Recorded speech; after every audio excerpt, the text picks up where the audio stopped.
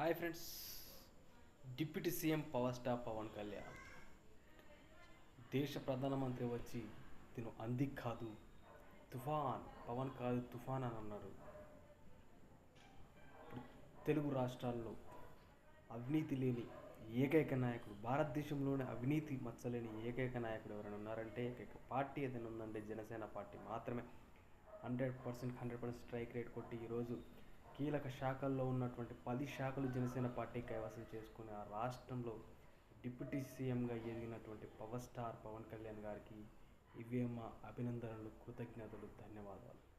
ఖచ్చితంగా రాష్ట్ర ప్రజలందరూ అభివృద్ధికి నోచుకోవాలని చెప్పేసి ఆర్ఆర్ న్యూస్ 21 కోరుకుంటుంది మిత్రులారా.